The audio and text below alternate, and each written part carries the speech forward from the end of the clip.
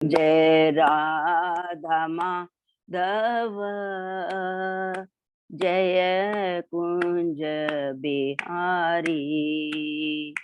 जय राधा माधव, जय कुंज बिहारी। जय गोपी जन वल्लभ, जय गिरिवर धारी।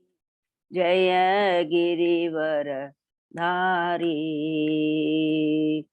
यशोदानंदन ब्रज जन रंजन, यशोदानंदन ब्रज जन नंदन।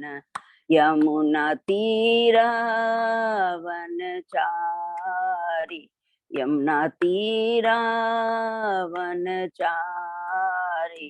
जय राधा माधव, जय कुंज बिहारी। हरे कृष्णा कृष्णा कृष्णा हरे हरे, हरे राम राम राम हरे हरे। हरे कृष्णा कृष्णा कृष्णा हरे हरे, हरे राम राम राम हरे हरे। हरे कृष्णा कृष्णा कृष्णा हरे हरे, हरे राम राम राम हरे हरे।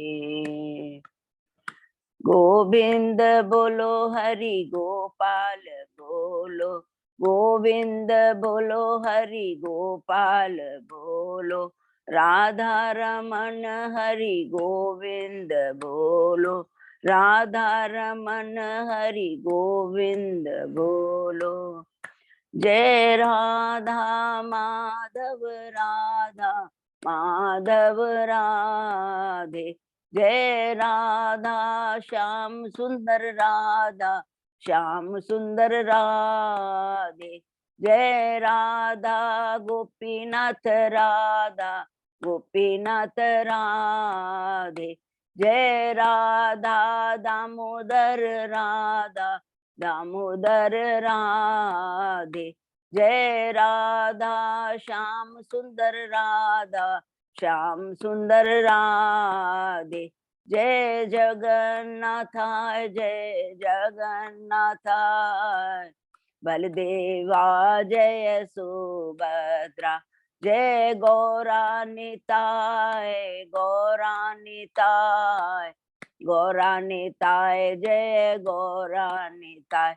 जय जय प्रभुपाद।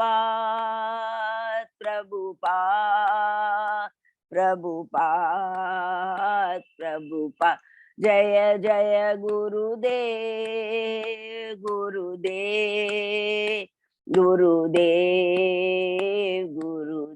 हरि नाम संकीर्तन की जय, श्रील प्रभुपाद की जय, सब भक्तों की जय। हरे कृष्णा। हरि बोल। बहुत बहुत धन्यवाद हेमलता माता जी को और हमारे अजय पदा प्रभु आज ये कहाँ के विग्रह थे? पूना के राधा श्री राधा वृंदावन चंद्र। हरि बोल। बहुत ही सुंदर, इतना सुंदर तेज, इतना बढ़िया। बहुत बहुत धन्यवाद प्रभु और सब भक्तों को धन्यवाद अच्छे से कीर्तन करने के लिए। अभी हम लोग मंगलाचरण करते हैं। ओम ज्ञानांजन चक्षुरुन्मीलितं येन तस्मै श्री गुरुवे नमः। श्री चैतन्य मनोभीष्टं स्थापितं येन भूतले स्वयं रूप कदा मह्यं ददाति स्वपदान्तिकं। वन्देऽहं श्री गुरु श्रीयुतपदकमलं श्री गुरु वैष्णवांश श्री रूपं साग्रजातं सहगना रघुनाथं वितं तं सजीवं स्वाद्वैतं सावभूतं परिजं सहितं कृष्ण चैतन्य देवं श्री राधा कृष्ण पादान सहगना ललिता श्री विशाखा वितांत च नमो ओम विष्णु पादाय कृष्ण पृष्ठाय भूतले श्रीमते भक्ति वेदांत स्वामिन इति नामने नमस्ते सारस्वती देवे गौरवाणी प्रचारिणे निर्विशेषा शून्यवादी पाश्चात्य देश तारिणे वांछा कल्पतरुभ्यश्च कृपा सिन्धुभ्येव च पतितानां पावनेभ्यो वैष्णवेभ्यो नमो नमः। नमो महावदान्याय कृष्ण प्रेम प्रदायते कृष्णाय कृष्ण चैतन्य नामने गौरत्पिते नमः। हे कृष्ण करुणा सिंधु दीन बंधु जगतपते गोपेश गोपिका कांत राधा कांत नमस्तुते। तप्त कांचन गौरांगी राधे वृंदावनेश्वरी विश्वानुसुते देवी प्रणमामि हरिप्रिये। नीलांचल निवासाय नित्याय परमात्मने बलभद्र सुभद्रायां जगन्नाथाय ते नमः। जय श्री कृष्ण चैतन्य प्रभु नित्यानंद श्री अद्वैत गदाधर श्रीवासादि गौर भक्तवृंद। मुखम करोति वाचालम पंगु लंगे कृम यत्कृपातमहं वंदे श्री गुरु दीनतारिणं परमानंद माधवम श्री चैतन्य ईश्वरं। हरे कृष्ण कृष्ण कृष्ण हरे हरे हरे राम राम राम हरे हरे। श्री श्री मंगलाचरण की जय, शिला प्रभुपाद की जय।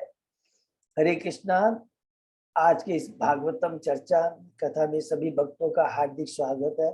सभी भक्तों के चरणों में मेरा सादर दंडवत प्रणाम है। हम बहुत ही भाग्यशाली हैं। भगवान श्री कृष्ण गुरु आचार्य साधु परम भागवतों की इतनी बड़ी कृपा हम लोग सब लोग भक्त लोग मिल करके कई दिनों से श्रीमद् भागवतम की चर्चा कर पा रहे हैं। और अभी ये कार्तिक महीना है जिसमें वर्णन आता है कि अगर हम एक श्लोक पढ़ते हैं तो 1000 श्लोक पढ़ने का फल प्राप्त होता है। तो ये इतनी बड़ी कृपा है और भगवान ये हमारी कृपा बनाए रखे। अभी हम लोग कैंटो 2 हमने कल समाप्त किया, दक्ष का शिव को अभिशाप, और आज हम लोग कैंटो 3 शुरू करने जा रहे हैं जिसका शीर्षक है श्री शिव तथा सती का संवाद। तो बहुत सुंदर है। हरे कृष्ण। आप बॉम्बे जा रहे हैं? ओके, हरि बोल। तो बहुत सुंदर है। तो अभी हम लोगों ने जो कैंटो 4 का अध्याय 1 है और 2 को किया। तो अभी हम लोग किसके बारे में कर रहे हैं? विसर्ग के बारे में। और स्वयंभू मनु जो कि प्रथम मनु है। ब्रह्मा जी के एक दिन में कितने मनु होते हैं? बार बार भी 14 मनु होते हैं, जिसमें स्वयंभू मनु प्रथम मनु है। स्वयंभू मनु और उनकी पत्नी है शतरूपा जो कि कपल ब्रह्मा जी के संतान है। और स्वयंभू मनु की जो 5 संतानें हैं उनका हम वर्णन सुन रहे हैं, उनकी वंशावली के बारे में, क्योंकि पहले अध्याय का शीर्षक ही है कि स्वयंभू मनु की पुत्रियों की वंशावली। पहले अध्याय में केवल पुत्रियों के बारे में इसलिए लिखा है पुत्रियों की वंशावली। कितनी पुत्रियां? 3 पुत्री हैं। पहली पुत्री के बारे में डिटेल में हमने कैंटो 3 में 21वें अध्याय से लेकर 33वें अध्याय में पढ़ा। 2 पार्ट में है देवहूति के बारे में। एक तो उनका जो ब्याह हुआ है देवहूति का कर्दमुनि का, जो कि 21 से लेकर के 24 अध्याय में, और 25 से 33 अध्याय में उनके पुत्र भगवान कपिल से जो उनको शिक्षा मिलती है। 7 प्रश्न है। 7 प्रश्नों को बहुत सुंदर उत्तर कपिल भगवान देते हैं। बहुत ही पावरफुल है। इसको प्लीज सब लोग याद रखें, जब भी समय मिलेगा तो जरूर रिपीट। कैंटो 4 में हम प्रवेश जब करते हैं तो दूसरी पुत्री है आकुति के बारे में हमने पढ़ा। सिंपली याद रखेंगे, जिनका ब्याह जो एक दूसरे प्रजापति है ब्रह्मा के पुत्र रुचि से हुआ, और उनसे फिर एक कपल उत्पन्न होते हैं यज्ञ और दक्षिणा। सिंपल है। उन दोनों का ब्याह होता है। यज्ञ का पालन पोषण, यज्ञ स्वयं भगवान है जिनका पालन पोषण करते हैं कौन? स्वयंभू मनु जो गोद ले लेते हैं। और दक्षिणा जो पुत्री है उसका पालन पोषण करते हैं आकुति और रुचि। दोनों का ब्याह होता है। 12 पुत्र उत्पन्न होते हैं जिनको क्या बोलते हैं? तुषित। ये याद रखना। उसके बाद में हमने पढ़ा देवहूति माता जिनके 9 पुत्रियां थी, जिसका वर्णन हमने कैंटो 3 में पढ़ा था, अध्याय 25 के अंदर में हमने पढ़ा था। उनके पुत्रियां 9 पुत्र होते हैं जिनका ब्याह ब्रह्मा जी के 9 ऋषि पुत्रों से होते हैं, जो अभी प्रजापति कहला रहे उनसे हुआ है। उनका डिटेल में वो कितनी पुत्रियां हैं? 9 पुत्रियां हैं, 9 ऋषियों से अलग अलग पुत्रियों का हमने डिटेल में वर्णन किया है। उसको चार्ट बना लेंगे और उनसे विशेष विशेष कर करके जो महामुनि प्रजापति ऋषि उत्पन्न होते हैं, जिसमें हमने पढ़ा था बृहस्पति, अगस्त, उसके बाद में हमने क्या पढ़ा, चित्रकेतु, मार्केंड ऋषि, इनके बारे में अलग अलग पढ़ा। और महान एक एक प्रजापति कौन कौन है एक एक करके पढ़ा। अत्रिय, अंगिरा, पुलस्त्य, पुलह, क्रातु, भृगु, वशिष्ठ, ईक्ष्य, इनका सारों का वर्णन आएगा। इन 9 ऋषियों प्रजापतियों से देवहूति की 9 पुत्रियों का ब्याह हुआ, हमने पढ़ा। उसके बाद में हम लोग ने पढ़ा तीसरी पुत्री प्रसूति के बारे में। प्रसूति का ब्याह किससे होता है? फिर दक्ष से होता है। बहुत विशेष ये लीला है। प्रसूति से 16 कन्याएं उत्पन्न होती है। 13 कन्याओं का ब्याह एक ही से, जो कि धर्म है, उनसे होता है। और धर्म की जो 13 पुत्रियां होती है, उसमें विशेष पुत्री को ना मूर्ति, जिसका ब्याह जो कि धर्म से होता है, लेकिन उनसे क्या नर नारायण भगवान प्रकट होता है। नर नारायण, नर है जो कि हमने पढ़ा कि द्वापर युग में भगवान कृष्ण है नारायण और अर्जुन है कौन है? नर है, जो कि बद्रिका आश्रम में है। और 14वीं पुत्री है स्वाहा, जिसका ब्याह अग्नि से हुआ। अग्नि के बारे में हम पढ़ेंगे। और उसके बाद में 15वीं पुत्री है स्वधा, जो पितृलोक को दे दी गई। अंतिम पुत्री सती है, जो दक्ष को बहुत ही प्यारी है, जिसका ब्याह होता है भगवान शिव से। ये पहला अध्याय में समाप्त हुआ। दूसरे अध्याय में हम प्रवेश करते हैं दक्ष द्वारा शिव जी को शाप, जिसके अंदर में हमने क्या पढ़ा? स्टार्टिंग होता है कि जो बड़े बड़े प्रजापति है, जो 9 जो ऋषि मुनि है, उनमें से हमने पढ़ा मरीचि, दक्ष, वशिष्ठ, इन्होंने मिल कर करके एक महान यज्ञ का अनुष्ठान किया, जिसमें पूरे विश्व से अलग अलग लोकों से कौन कौन देवता ऋषि सब आए थे। इतना ही वहां ब्रह्मा जी और शिव जी भी विराजमान थे। दक्ष इतने पावरफुल है, उस सभा में इंटर करते हैं, ब्रह्मा जी को प्रणाम करते हैं, लेकिन शिव को देखते हैं और शिव पर उनकी नजर जाती है। शिव प्रणाम नहीं करते। क्यों? वो सोचते ये तो मेरा दामाद है, मैं इससे पद में ऊंचा हूं, और क्रोधित हो जाते हैं और सब सभा के बीच में उनका अपमान करते हैं कि इन्होंने लोकपालों के नाम और यश को धूल में मिटा दिया है, कोई सदाचार नहीं है, और अलग अलग तरह से उनको और अंत में सबसे बड़ा अभिशाप क्या देते हैं? शिव को यज्ञ का कोई भाग नहीं मिलेगा। लोगों ने समझाया, लेकिन समझ में नहीं आता है। वो यज्ञ अनुष्ठान को छोड़कर चले जाते हैं।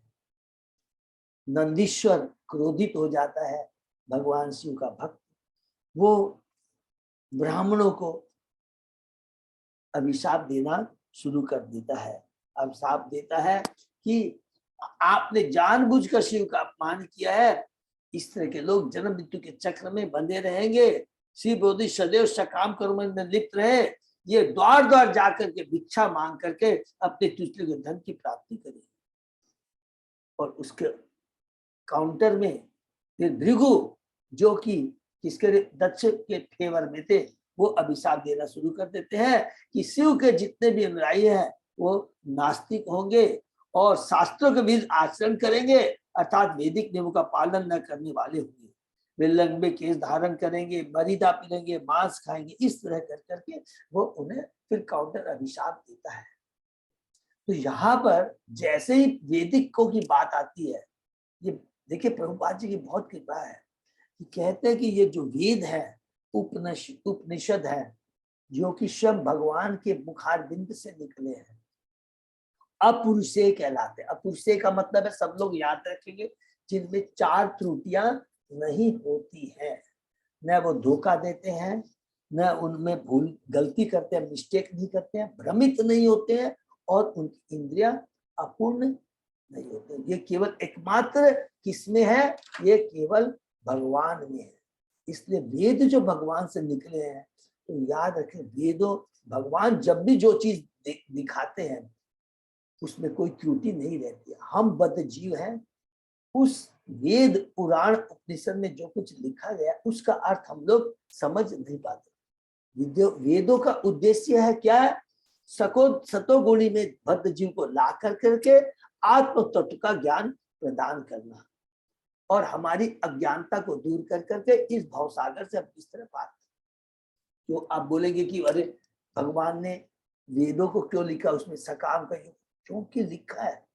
सकाम कर्म जरूरी है, किसलिए लिखा है?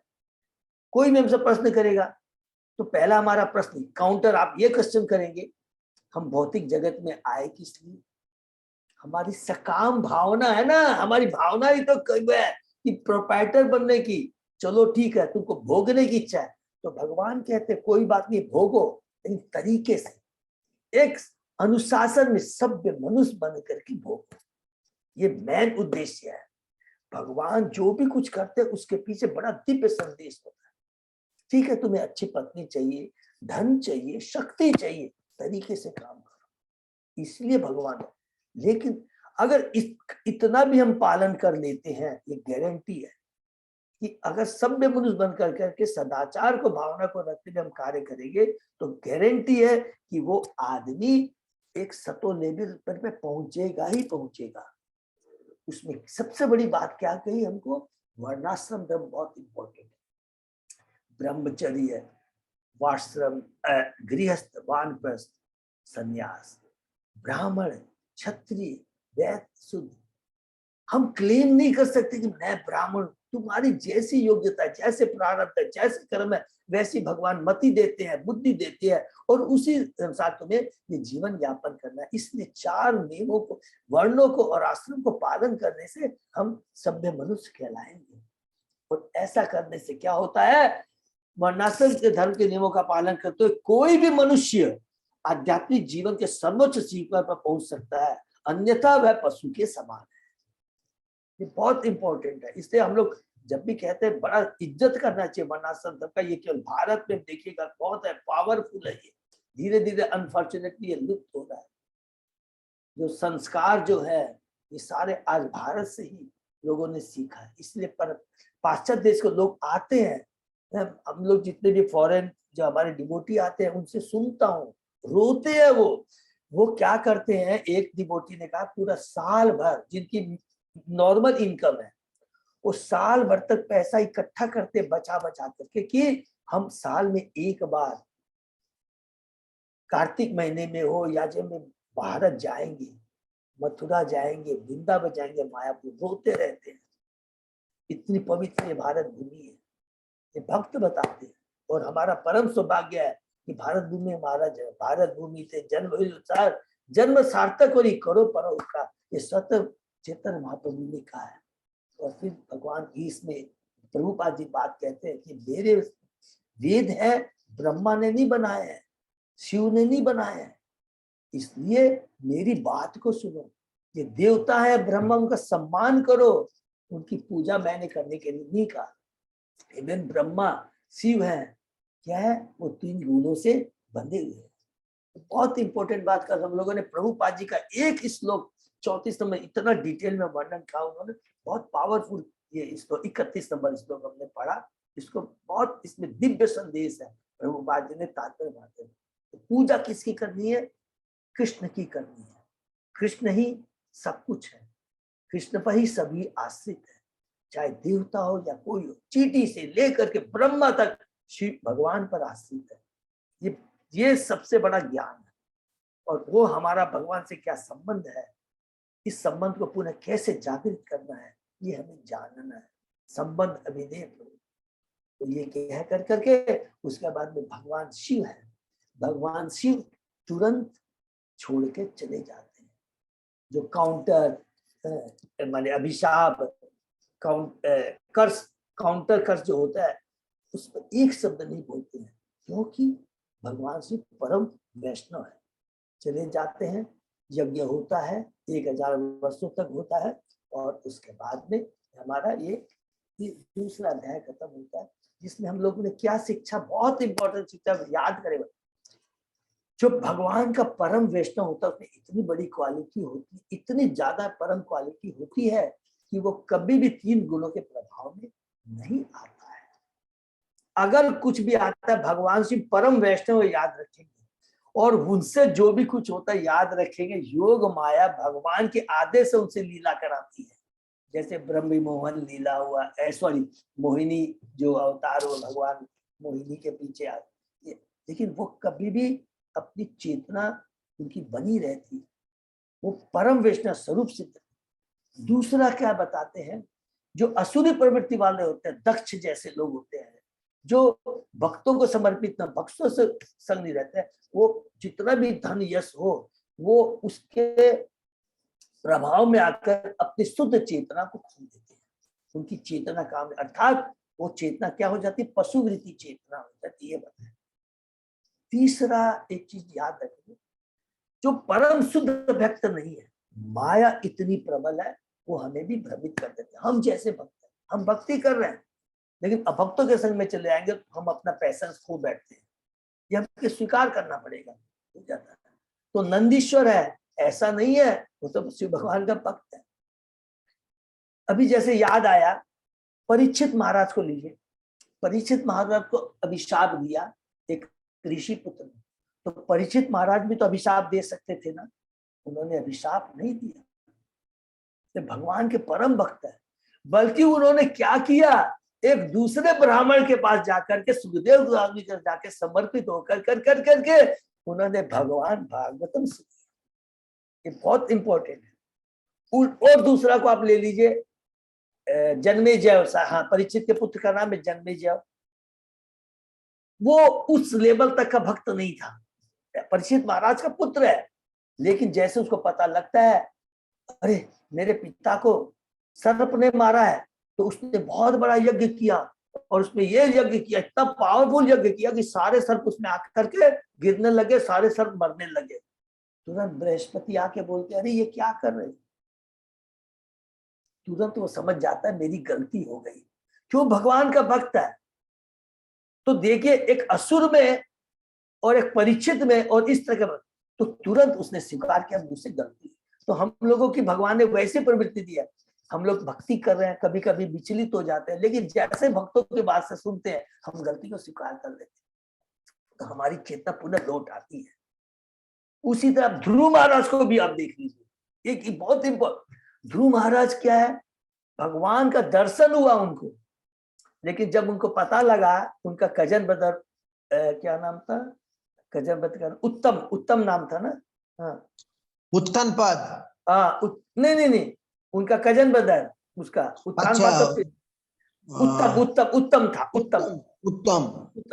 उत्तम को जब पता लगता है यक्षों ने मार दिया है, तो ध्रुव महाराज भी यक्ष को मारना शुरू कर देते हैं।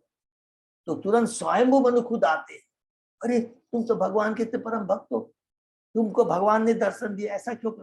तुरंत उनकी बुद्धि जो 3 गुना तुरंत सचेत हो जाते हैं। तो भक्तों के संग हमेशा हम रहेंगे तो हमारी बुद्धि भी विचलित होती रहेगी, क्योंकि हम स्वरूप सिद्ध नहीं है। याद रखेंगे हम क्या है, साधन भक्त हैं।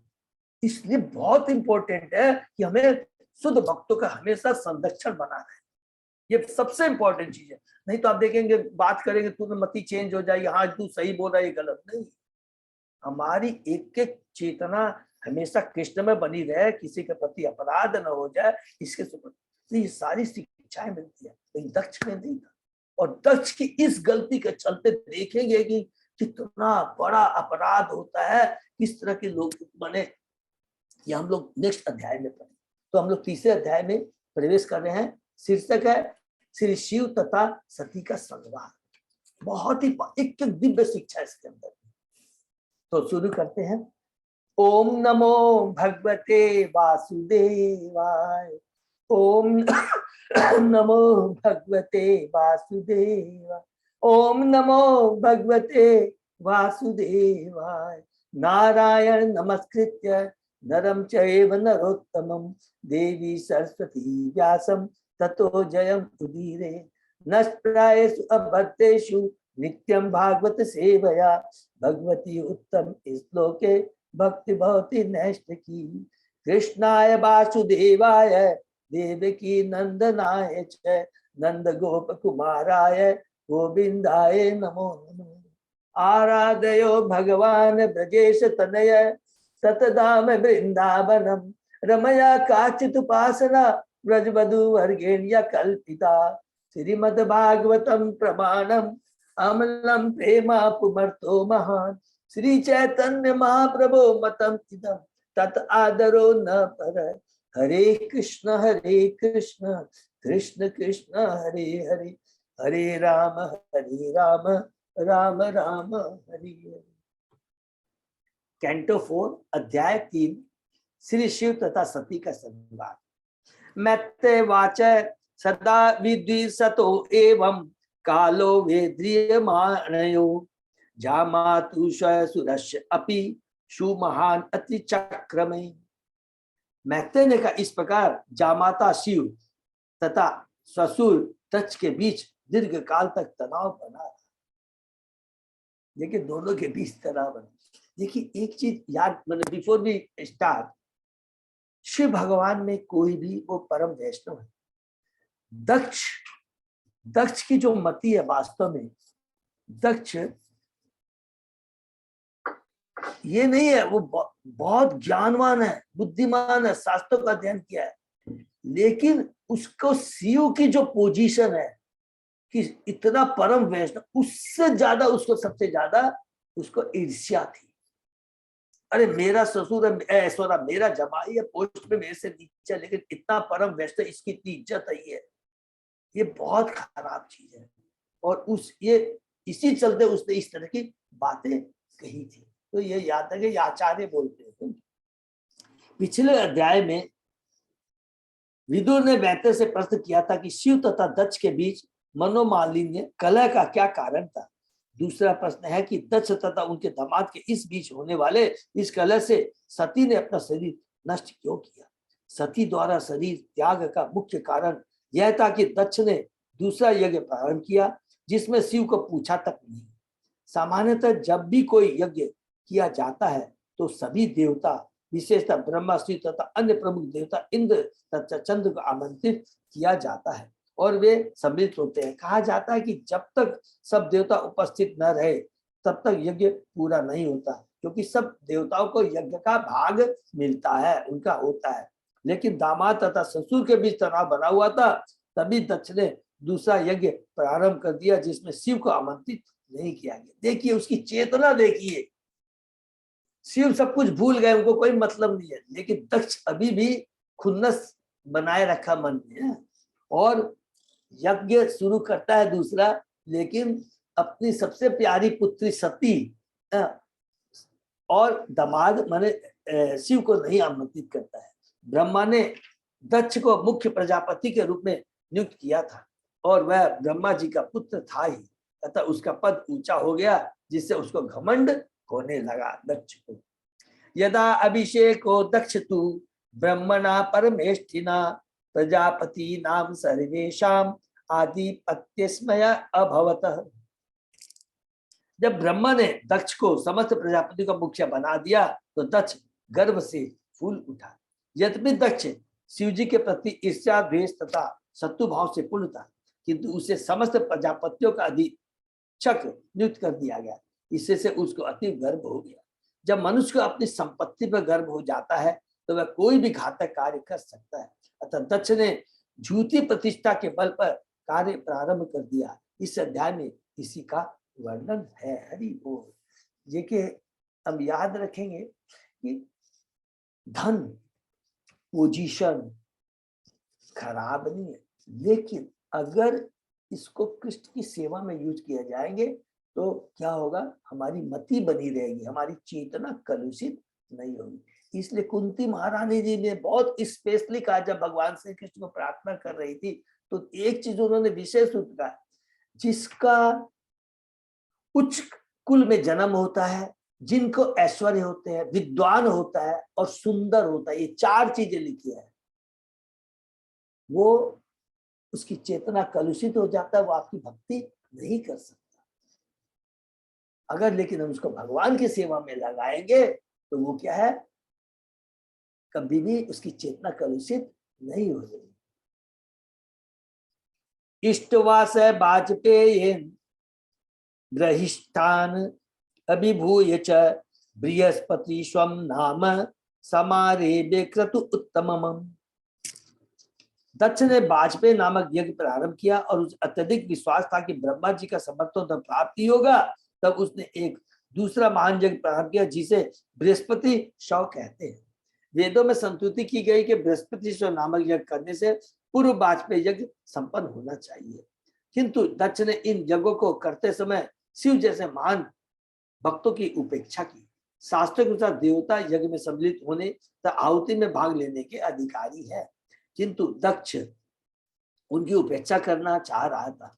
सभी यज्ञों का अभिष्ट भगवान विष्णु को प्रसन्न करता है, किंतु विष्णु में उनके सभी भक्त आ जाते हैं।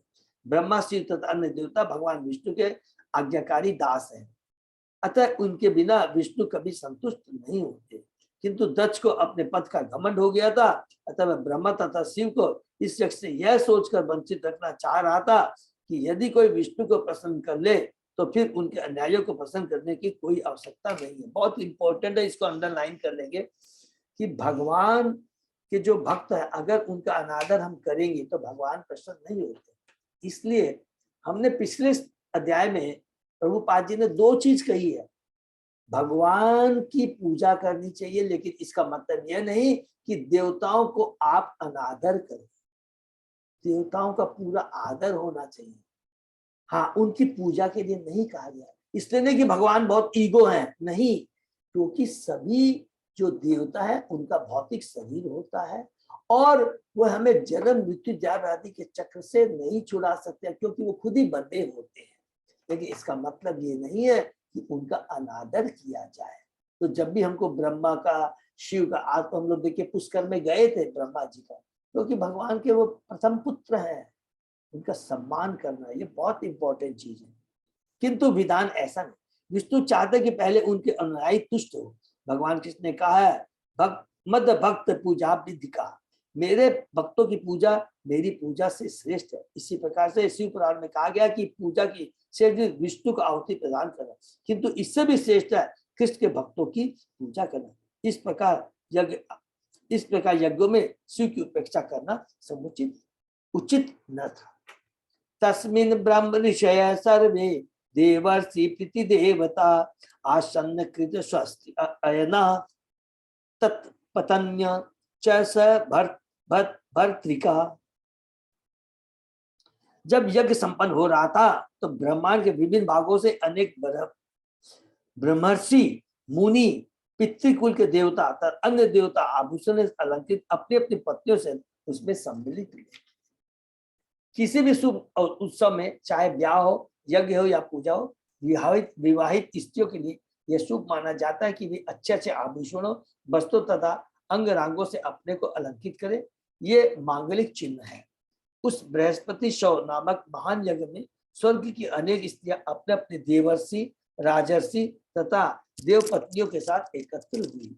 इस श्लोक में यह विशेष रूप से उल्लेख कि वे अपने अपने पतियों के साथ आई, क्योंकि जब स्त्रियां अच्छी तरह अलंकृत होती है तो उनके पति परम प्रसन्न होते हैं। देव तथा मुनियों की पत्नियों की सजा, उनके आभूषण तथा वेशभूषा एवं ऋषियों मुनियों की प्रसन्नता, ये सब उस उत्सव के मांगलिक चिन्ह थे। ठीक है, नेक्स्ट। तत् उपसुप्त्य नभसि खेचराणाम प्रजल्पताम सती दाक्षायणी देवी पत्री यज्ञ महा उत्सवम् व्रजन्ति सर्वतो दिग्गभ्य उपदेववर स्त्रिय विमान याना सह पृष्ठा निक्षकंटीषु वाससः दृष्ट्वा स्वनिलयाभ्यासे लोलाक्षी वृष्टकुंडला पतिं भूतपतिं देवम् औत्सुक्यात अभ्यभाषत। दक्ष कन्या परम साध्वी सती ने आकाश मार्ग से जाते हुए स्वर्ग के वासियों को परस्पर बातें करते हुए सुना कि उसके पिता महान यज्ञ कर रहे हैं, क्योंकि सती को बुलाया नहीं गया। वो बेचारी देख रही है कि अरे मेरी बहनें, सगे संबंधियां, उसकी कितनी बहनें हैं, सती की 15 बहनें हैं, सबको मालूम है। दक्ष के 16 पुत्रियां थी, सती सबसे छोटी है। तो मेरी सब बहनें आकाश स्वर्ग के वासियों को पास बातें कर, तो सुना कि उसके पिता महान यज्ञ कर रहे हैं। जब उसने देखा कि सभी दिशाओं से स्वर्ग वासियों की सुंदर पत्नियां, जिनके नेत्र अत्यंत चंचल थे, उसके घर के समीप से होकर सुंदर वस्त्रों से सज्जित होकर तथा कानों में कुंडल एवं गले में लॉकेट युक्त हार से आभूषित होकर जा रही है, तो वह अपने पति भूतनाथ के पास परम उत्सुकता पूर्वक गई और इस प्रकार बोली। बहुत इंपॉर्टेंट है, इससे यहाँ से सुनेगी। तात्पर्य पहले पढ़ते। ऐसा लगता है कि शिव जी का निवास स्थान इस लोक में न होकर कई बाह्य अंतरिक्ष में था, अन्यथा विभिन्न दिशाओं से आते हुए विमानों को सती कैसे देख पाती और विमान के यात्रियों को दक्ष के द्वारा संपन्न किए जाने वाले यज्ञ के संबंध में बातें करते हुए कैसे सुन पाती। सती को यहाँ पर दाक्षायणी कहा गया क्योंकि वह राजा दक्ष की पुत्री थी। इसको भी नोट कर लेंगे कि लोग उसको क्या कहते थे, दाक्षायणी है, माने दक्ष की पुत्री है। उपदेव वर्ष से तात्पर्य के निम्न श्रेणी के देवता यथा गंधर्व, किन्नर तथा उगर, जो वास्तव में देवता न होकर देवता तथा मनुष्य के बीच के प्राणी है। इसके बारे में हम लोग अलग से डिटेल में पढ़ेंगे, गंधर्व, कन्नर, इस सब के बारे में। वे भी विमानों से आ रहे थे। स्वनिलयाभ्यासो शब्द सूचित करता कि वे उनके निवास स्थान के पास से होकर जा रहे थे। यहाँ पर स्वर्ग के निवासियों की पत्नियों की वेशभूषा तथा उनके शारीरिक गठन का सुंदर वर्णन हुआ है। उनके नेत्र चंचल थे, उनके कुंडल तथा अन्य आभूषण चमचमा रहे थे। वे एक से एक सुंदर वस्त्र धारण किए थी और उन सबों ने अपने हारों में विशेष लॉकेट लगा रखे थे। प्रत्येक स्त्री अपने पति के साथ थी। इस प्रकार वे इतनी सुंदर लग रही थी कि सती की भी इच्छा हुई कि वे भी उसी प्रकार सज्जित होकर अपने पति के साथ यज्ञ में जाए। यह स्त्रियों की स्वाभाविक प्रवृत्ति है। हरि बोल। सतीवाच प्रजापते ते स्वसुरस्य सांप्रतम निर्यापित यज्ञ महोत्सव किल वयं च तत्र अभिसराम वामते यदि अर्थितामि विबुधा व्रजन्ति। एक्चुअली उसको हम लोग को दूसरे उच्चारण से पढ़ना चाहिए है? पढ़ते हैं उसे। प्रजापते ते स्वसुरस्य सांप्रतम निर्यापित यज्ञ महोत्सव किल वयं च तत्र अभिसराम वामते यदि अर्थितामि विबुधा व्रजन्ति। सती ने कहा, हे प्राणपीशु, इस समय आपके ससुर महान यज्ञ कर रहे हैं और सभी देवता आमंत्रित होकर वहीं जा रहे हैं। यदि आप कहें तो हम भी चले। देखिए क्या वर्ड बोले, यदि आप कहें। सती है, भगवान शिव परम भक्त है, उसकी बहुत सती माने इतना सुंदर, इनका अलग से वर्णन हम लोग पढ़ेंगे, आगे भी समझ में आएगा। और भगवान शिव को उसमें स्वयं उन्होंने उनका चयन किया था। तो आप यदि कहें तो हम चले। लेकिन देखिए माया कैसे हमें भ्रमित करती है। सती को अपने पति तथा पिता के मध्य चल रहे तनाव का पता था। फिर भी सती ने अपने पति से कहा कि चूंकि उसके पिता के घर पर यज्ञ हो रहा है और इतने सारे देवता उसमें जा रहे हैं, अतः वह भी जाना चाहती है। किंतु उसने अपनी इच्छा प्रत्यक्ष रूप से नहीं व्यक्त की।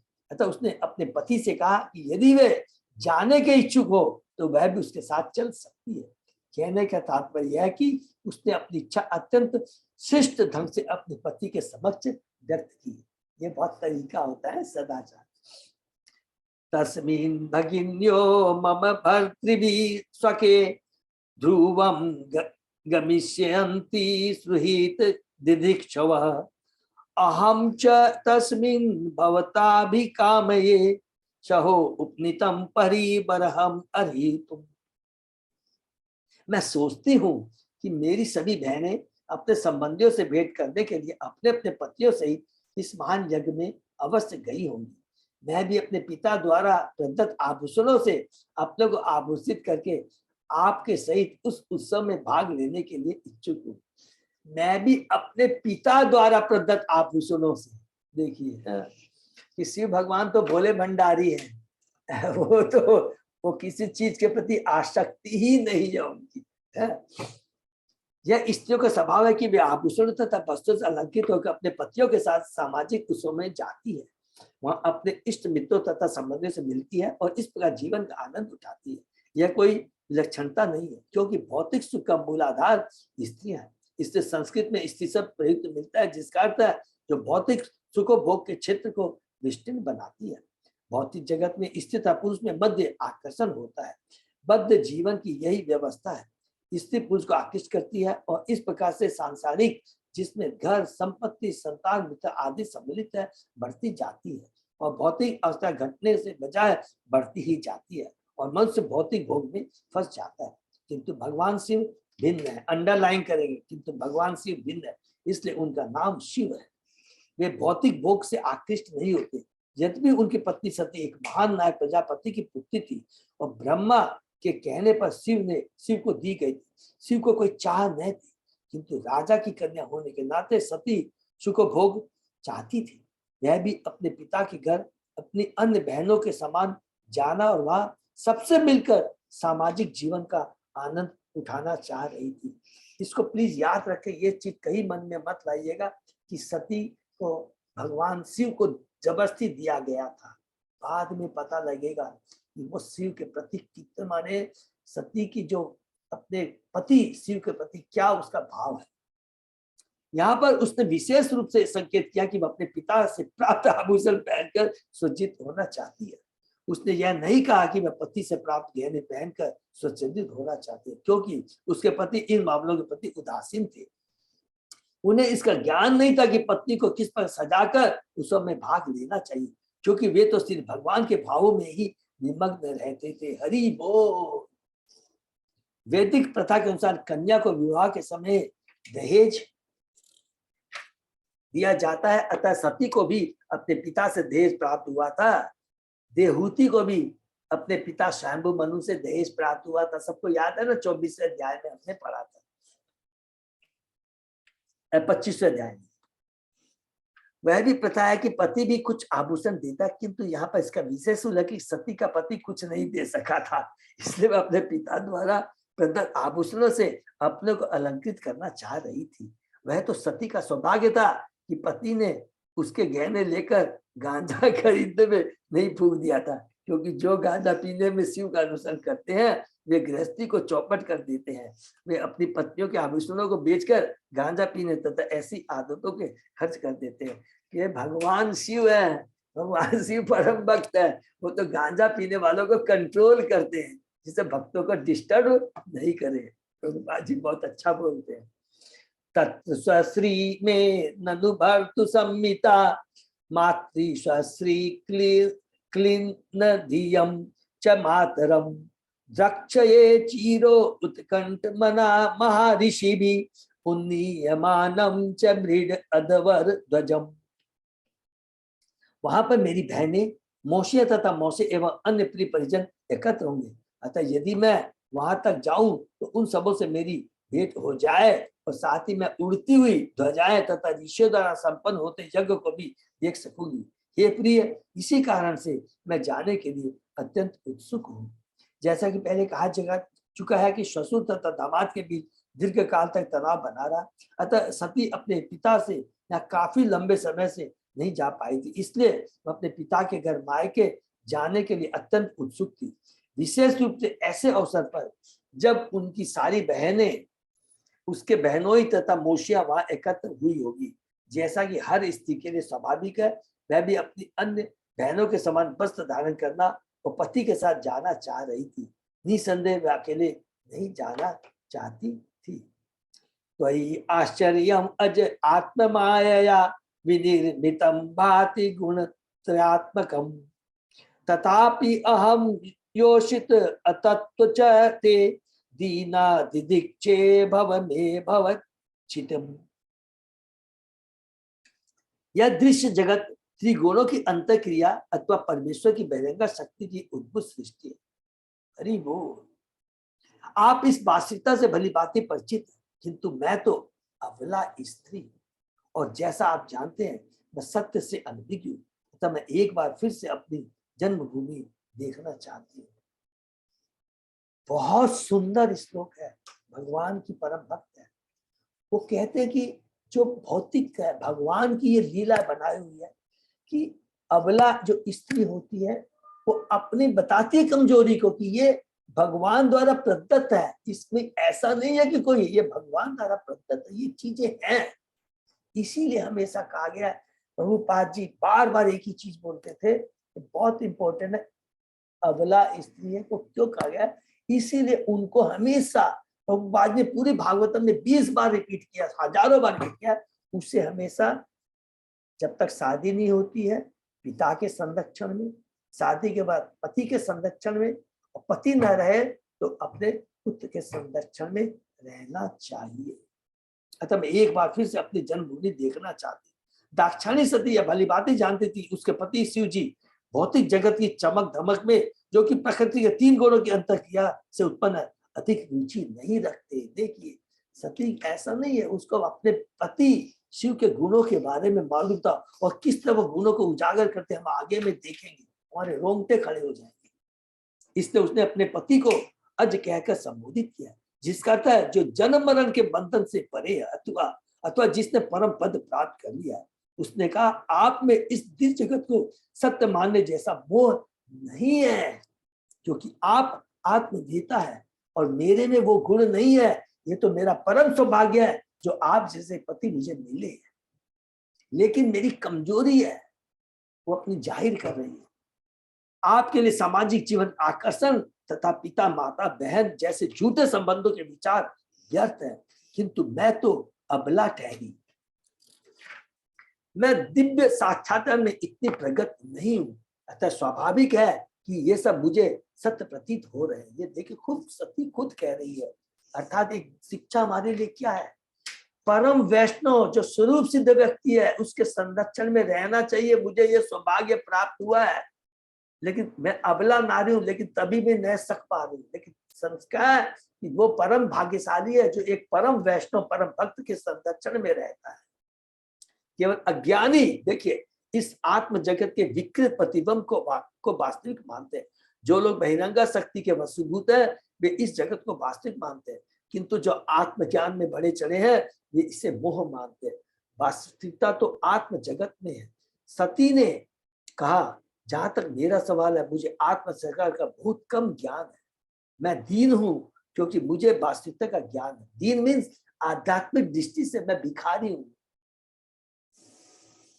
मुझे तो अपनी जन्मभूमि खींच रही है और मैं उसे देखना चाहती हूँ, जिसे अपनी जन्मभूमि अपनी देह तथा ऐसे ही अन्य वस्तुओं के प्रति जिनका उल्लेख भागवतम में आकर्षण पाया जाता है वे गधे या गौ तुल्य है। ये भागवतम श्लोक है और हमें मोहन प्रभु ने भी ये श्लोक बताया था, तो मेरे को अभी याद नहीं आ रहा, बहुत पावरफुल श्लोक है। उसको गधा कहा गया है जिसे अपनी जन्मभूमि से अपने शरीर से वस्तुओं से आकर्षण प्राप्त माने प्रेम है। सती ने यह सब अपने पति से अनेक बार सुना होगा। हरि बोल, उसके पति ने स्वयं उसको बताया ये चीजें, किंतु योषित सती ने यह सब अपने पति से अनेक बार, किंतु योषित मन स्त्री होने के कारण उससे स्नेह बना हुआ था। योषित का अर्थ है जिसका भोग किया जाए, भुक्ति, स्त्री योषित कहलाती है। आध्यात्मिक उन्नति में योषित की संगति वर्जित है, क्योंकि योषित के हाथ का खिलौना बन जाने से सारी उन्नति रुक जाती है। कहा गया है जो लोग स्त्री के हाथों में खिलौने बने होते हैं योषित क्रीड़ा मृगेशु, वे आत्मसाती दिशा में प्रगति नहीं कर सकते। प्रयांति भव अन्य योषितो अपि अलंकृता कांत शखा वरु यश याशाम व्रजदबी सिति कष्ट मंडितम नभो विमाने कलहंस पांडुवी। हे अजन्मा नीलकंठ, न केवल मेरे संबंधी वरन अन्य स्त्रियां भी अच्छे अच्छे वस्त्र पहने और आभूषणों से अलंकित होकर अपने पतियों तथा मित्रों के साथ जा रही है।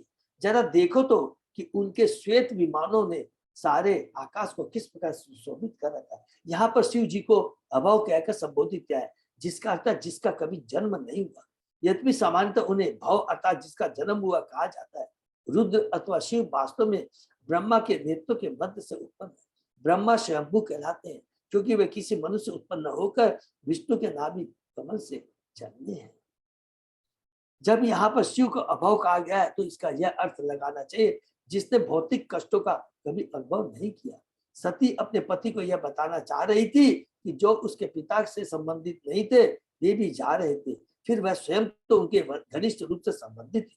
शिव को यहाँ नीलकंठ कहा गया है। शिव ने विष का समुद्र पी लिया और उसे गले कंठ में भी रखे रहे, पेट में नहीं जाने दिया, जिससे उनका कंठ नीला पड़ गया, तभी से वे नीलकंठ कहलाने लगे। शिव ने विष का समुद्र परोपकार हेतु किया था। जब देव तथा असुरों के समुद्र का मंथन किया तो सबसे पहले विष प्रकट हुआ। अतः यह सोचकर कि विषैले समुद्र से यह अल्पज्ञ लोग प्रभावित हो गए, शिव जी ने सारा समुद्र जल पी लिया। कहने का तात्पर्य है कि जब अन्यों के लाभ के लिए वे इतना विष पान कर सकते थे, तो जब उनकी पत्नी उनके पिता के घर जाने की प्रार्थना कर रही है तो भले ही वे अनुमति न देना चाह रहे हो, किंतु अपनी परम दयालुतावश उन्हें ऐसा करना ही चाहिए था। वो श्री भगवान के कितने प्रभुपाद ग्लोरीफाई कर रहे हैं। समुद्र मंथन के समय सबको याद है ना, उसका अलग से हम लोग पढ़ेंगे कि पहले विष अलग अलग करके एरावत विष, फिर उसके बाद में एरावत हाथी, अलग अलग अश्व घोड़ा, अलग अलग चीज उत्पन्न हुए थे। लक्ष्मी जी, धनवंतरी, ये अमृत, अलग अलग बहुत सुंदर है, वो पढ़ेंगे हम लोग समुद्र मंथन की लीला। कथम सुताया प्रीतिके कौतुकम निशम्य देय सुरवर्य न इंगते अनाहुता अपि अभियंति सोदृदम भर्तु गुरो देह कृत चकेतनम। हे देवश्रेष्ठ, भला एक पुत्री का शरीर है, सुनकर कि उसके पिता के घर में कोई उत्सव हो रहा है, विचलित हुआ बिना कैसे रह सकता है। यदि आप यह सोच रहे होंगे कि मुझे आमंत्रित नहीं किया गया, किंतु अपने मित्र, पति, गुरु या पिता के घर बिना बुलाए भी जाने में कोई हानि नहीं होती। शिव भगवान ये खाली माने जस्टिफाई कर रही है सती कि मुझे जाना चाहिए, भले मुझे आमंत्रित नहीं हो, लेकिन उसके बाद में देखेंगे शिव भगवान कैसे बोलते हैं। तन में प्रसिद्धोदम अमर्त्य वांछितम कर्तुम भवान कार्णिको वत अर्हति त्वया आत्मनो रे अहम अमदब्र चक्षुषा निरूपिता मानुगृहणा याचित। हे अमर शिव, कृपा मुझ पर दयालु हो और मेरी इच्छा पूरी करे। आपने मुझे अर्धांगिनी के रूप में स्वीकार किया है, अतः मुझ पर दया करके मेरी प्रार्थना स्वीकार करें। ऋषि वाचा है, मैत्रेय ऋषि ने कहा, एवं गिरित्रय प्रिया अभिभाषित प्रत्यप्य दत्त प्रहसन सुहित प्रिय संसमारितो मर्मभीद कुवाक ईशुन याना को विश्व सिजाम समक्षतः। मैत्रेय ऋषि ने कहा, इस प्रकार अपनी प्रियतमा द्वारा संबोधित की जाने पर कैलाश पर्वत के उदाहरक शिव ने हंसते हुए उत्तर दिया और उसी के साथ उन्हें विश्व के समस्त प्रजापतियों के समक्ष दक्ष द्वारा कहे गए द्वेषपूर्ण मर्मभेदी शब्द स्मरण हुआ है। हरि बोल। जैसे ये कहती है सती भगवान शिव को जो कि उनकी लीला या घटना हुई थी दक्ष के साथ में, उनको याद आ जाती। जब शिवजी ने अपनी पत्नी के दक्ष के विषय में, पत्नी से दक्ष के विषय में सुना तो मनोवैज्ञानिक प्रभाव यह हुआ कि उन्हें तुरंत विश्व के प्रजापतियों की सभा में अपने विरुद्ध कहे गए कटु शब्द याद हो गए और मन ही मन वे अत्यंत दुखित हुए, किंतु अपनी पत्नी को प्रसन्न करने के लिए ऊपर से हंस पड़े। भगवत गीता में कहा गया है कि मुक्त पुरुष विपत्ति तथा सुख दोनों में मानसिक संतुलन बनाए रखता है। अतः यहाँ पर यह प्रसंग उठाया जा सकता है कि शिव जैसा मुक्त पुरुष दक्ष के शब्दों से इतना अप्रसन्न क्यों था। इसका उत्तर श्री विश्वनाथ चक्रवर्ती ठाकुर ने दिया है। भगवान शिव आत्मा राम है, किंतु चूंकि उन्हें तमोगुण का भार सौंपा गया है, अतः वे कभी कभी इस भौतिक जगत के सुख तथा दुख से प्रभावित होते रहते हैं। इस भौतिक जगत तथा आध्यात्मिक जगत के सुख तथा दुख में अंतर यही है कि आध्यात्मिक जगत में इनका प्रभाव त्रिगुणातीत माने 3 गुणों से ऊपर है, भौतिक जगत में है। इसको नोट कर लेंगे प्लीज। चाहे ब्रह्मा हो, चाहे शिव हो, चाहे इंद्र हो, वो भी कभी कभी हल्के से प्रभावित हो जाते हैं, तो हमारी क्या औकात। ये बहुत बड़ी एक शिक्षा यहाँ प्रभुपाद जी एक्सप्लेन करना चाहते हैं। इस भौतिक जगत आध्यात्मिक जगत के सुख तथा में अंतर यही है कि आध्यात्मिक जगत में इसका प्रभाव, किंतु आध्यात्मिक जगत में ये 3 गुण है ही नहीं, सतोगुण रजोगुण, अर्थात भौतिक जगत में रह करके इससे अप्रभावित रहना बहुत ही दुर्लभ है। जो परम वैष्णव होते, परम वैष्णव माने हरिदास ठाकुर, ये सब माने वो एकदम अलग है। लेकिन शिव जैसे भी, ब्रह्मा जैसे भी और इंद्र जैसे भी प्रभावित कभी कभी हो जाते हैं। अतः परम जगत में कोई दुखी तो हो सकता है, किंतु इस कथा कथित दुख की अभिव्यक्ति सदैव आनंद में हो। उदाहरणार्थ, बचपन में एक बार भगवान कृष्ण को माता यशोदा ने डांटा तो वे रोने लगे। यद्यपि उनके नेत्रों से आंसू गिरे, किंतु उसे तमोगुण का प्रभाव नहीं माना, क्योंकि यह घटना दिव्य सुख से पूर्ण थी। कृष्ण अनेक प्रकार से लीलाएं कर रहे थे। कभी कभी ऐसा प्रतीत होता कि वे गोपियों को कष्ट पहुंचा, किंतु ऐसा व्यवहार दिव्य आनंद से ओतप्रोत था। भौतिक आध्यात्मिक जगत में यही अंतर है। आध्यात्मिक जगत में सब कुछ शुद्ध है, 3 गुणों से ऊपर है, किंतु भौतिक जगत में वही विकृत दिखता है। क्योंकि आध्यात्मिक जगत में सब कुछ पूर्ण है, अतः सुख तथा दुख में आनंद के अतिरिक्त अन्य कोई अनुभूति नहीं होती। हरि बोल। मान जो दुख भी लगता है उसमें भी आनंद है। देव के गोपियों के विरह है, दिखता कि वो दुखी है, लेकिन उसमें विरह में बड़ी दिव्य आनंद है। अर्थात भौतिक आध्यात्मिक जगत में दुख नाम की कोई चीज ही नहीं है, बाहरी दृष्टि से दिखती है, लेकिन वो क्या दिव्य आनंद ही प्रदान करती है। भगवान का रोना भी दिव्य है, वो आनंद प्रदान करता है। अच्छा, भगवान रोते, हम लीला सुनते हैं, हम लोग को दुख होता है क्या? हम लोग को मजा आता है, अरे कन्हैया तू इतनी बढ़िया इतनी लीला कर रहा है, तो सब चीज दिव्य होती है। किंतु भौतिक प्रत्येक वस्तु प्रकृति के गुणों से दूषित है, अतः दुख तथा सुख अनुभव होता है। इसलिए आत्मज्ञानी पुरुष होते हुए भी तमोगुण का भार संभालने के कारण शिव जी दुखी हुए। इतनी बड़ी बात प्रभुपाद जी ने एक्सप्लेन किया है। शिव जी है परम वैष्णव, सब कुछ है, तो फिर भी याद आ जाता है ये भौतिक जगत कितना माने क्या बोलते हैं इसको, कि जो प्रभावशाली है। इस भगवान के 3 गुण, माया कितनी प्रभावशाली है, किसी को नहीं छोड़ती है। ठीक है ना। श्री भगवान वाच त्वयोदितं शोभनमो एव शोभने अनाहुता अपि अभिभ्यन्ति बन्धुषु ते यदि नूतपादित दृष्ट दोष दृष्टयो बलीयसा अनामत अनात्मया मन युना मदेन मन युना।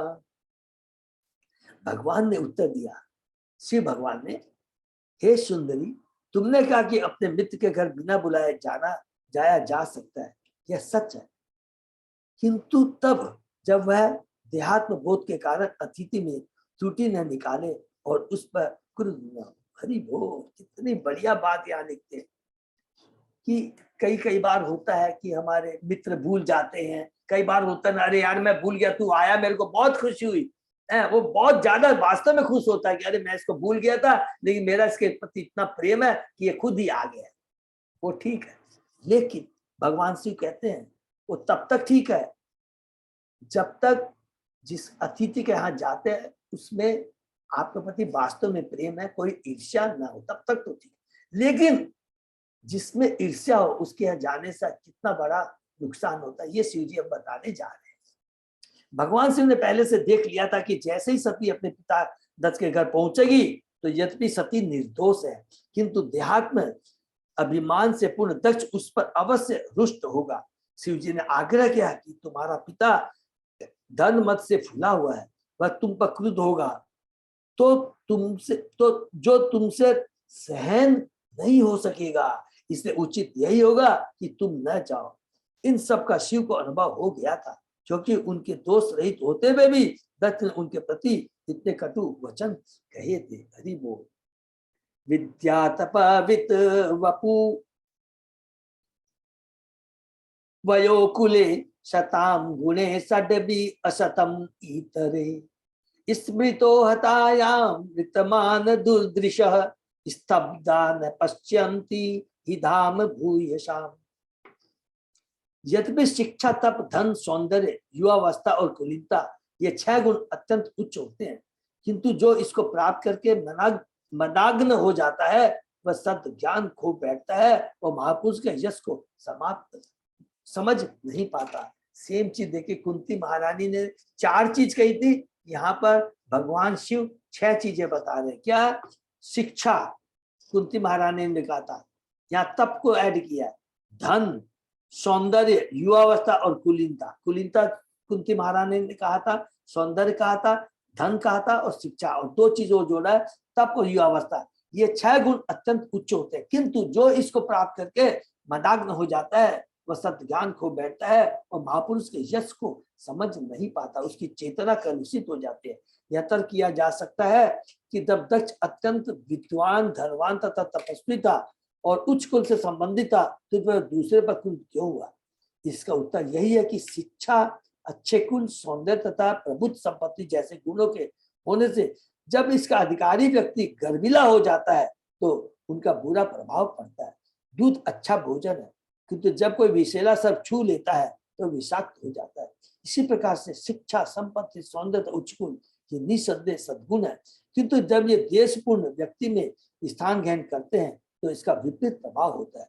एक अन्य उदाहरण चाणक्य पंडित द्वारा दिया हुआ है कि अपने सिर में मणि धारण किए हुए भी सर्प भयानक होता है। सर्प प्रकृति के अन्य जीवों से ईर्ष्या करता है, भले ही वे निर्दोष क्यों न हो। जब सर्प किसी अन्य प्राणी को काटता है तो यह आवश्यक नहीं है कि प्राणी सदोष हो।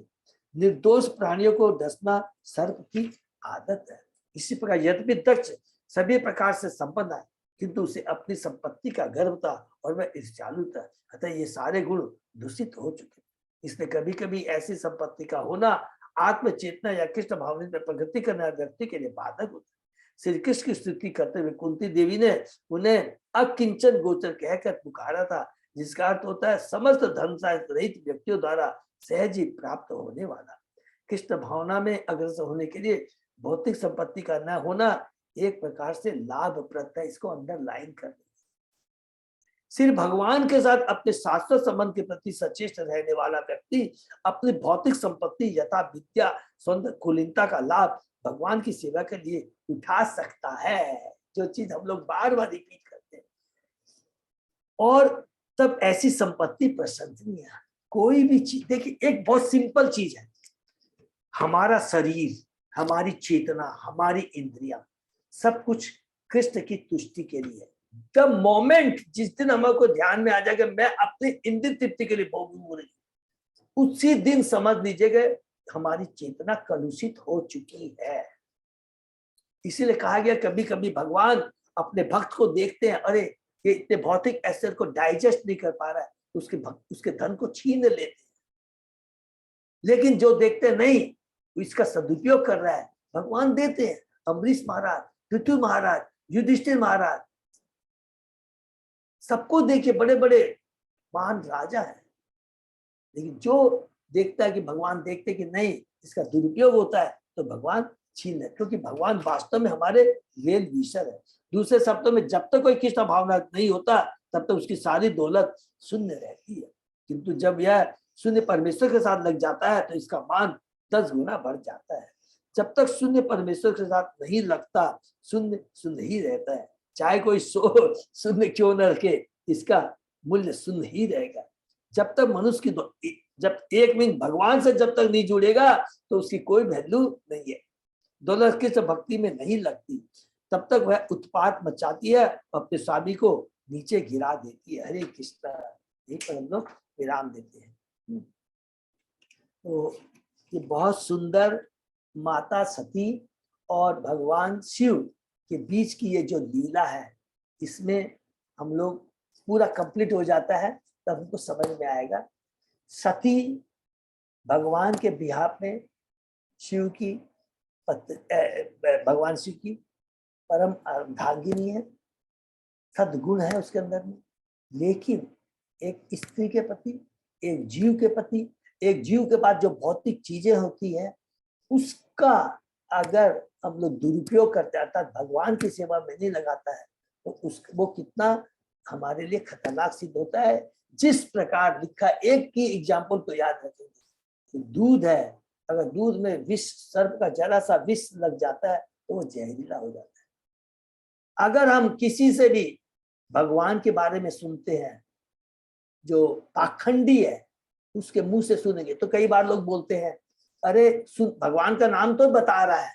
कई बार हम लोग बोलते हैं ना, टीवी में आता है, अरे भगवान के बारे में तो बता रहा है। याद रखेंगे, तत्व ज्ञान ये है, जो कृष्ण भक्त नहीं या पाखंडी है, भौतिकता से ग्रस्त, उसके मुंह से निकली हुई कोई भी बात, लाभ तो बाद में छोड़ दिए, वो नुकसान करेगी। लिख के रख लीजिए ये नोट, क्योंकि वातावरण आप हमेशा देखेंगे, जो परम भक्त महान है, उसका केवल प्रेजेंस अगर हो जाता है, पूरा वातावरण आप देखेंगे, अरे इसके आने से पूरा वातावरण पूरा अच्छा लग रहा है। और कभी कभी आप देखेंगे किसी आदमी के आने से पूरा आपको अजीब अजीब सा लगेगा, कि बड़ा माने अनइजीनेस लग रही, अच्छा नहीं लग रहा है। ये बहुत इंपॉर्टेंट चीज है, हमें ध्यान रखना है। इसलिए बार बार सब जगह हमें याद रखना है कि भक्तों का संग बहुत जरूरी है, और ये बात सती बताएगी, प्रूफ करेगी। अभी क्या है, माया इतनी प्रबल है, जो कि वो कहती है कि मैं कौन सी खेत की मूली हूं, मेरे में उतनी अबला, वो सत्य को उजागर कर रही है। माने इसका मतलब नहीं कि सती स्त्री है, हर जीव के प्रति ऐसा है, शिव भगवान के प्रति है, ब्रह्मा, इंद्र, सभी इसके प्रति होती है। वो तो बिचारी अपने अपने माध्यम से जो भौतिक जगत की जो सत्यता, तीन गुणों का कितना प्रभाव है, माया का कितना बड़ा प्रभाव, उसको उजागर कर रही है। और एक शिक्षा यही दे रही है कि मैं बड़ी सौभाग्यशाली, बाल में प्रूफ करेगी कि मैं कितनी सौभाग्यशाली हूं, जैसे आप जैसे परम वैष्णव के आश्रय में मैं हूं।